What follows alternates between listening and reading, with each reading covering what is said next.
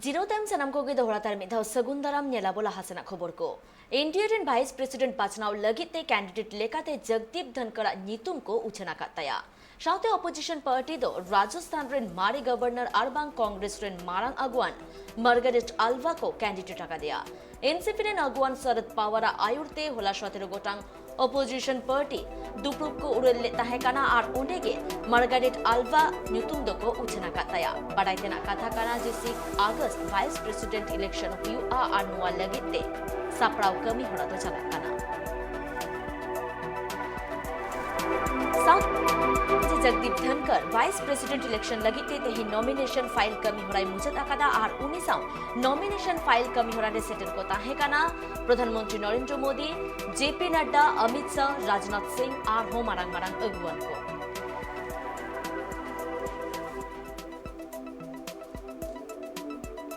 Of our civilization, and I am grateful to the Honorable Prime Minister and the leadership that an humble man like me from Kisan family who would never have got education but for scholarship has been given this historic opportunity. I take it as a major milestone reflection of the events in which we are at the moment. I am grateful. Thank you.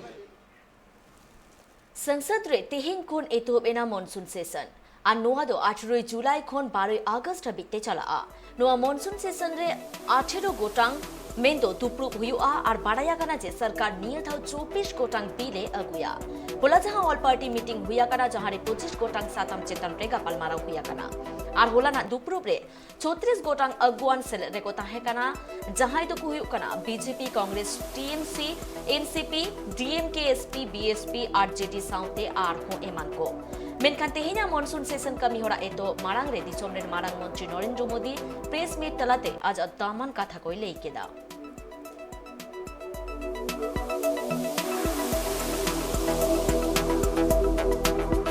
फिर भी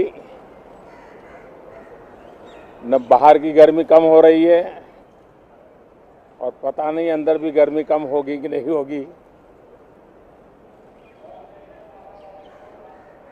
ये कालखंड एक प्रकार से बहुत महत्वपूर्ण है। ये आजादी के अमृत महोत्सव का कालखंड है। 15 अगस्त का विशेष महत्व है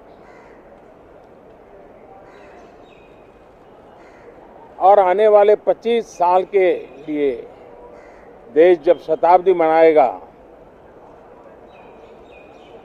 तो हमारी 25 साल की यात्रा कैसी रहे, हम कितनी तेज गति से चले, कितनी नई ऊंचाइयों को पार करें,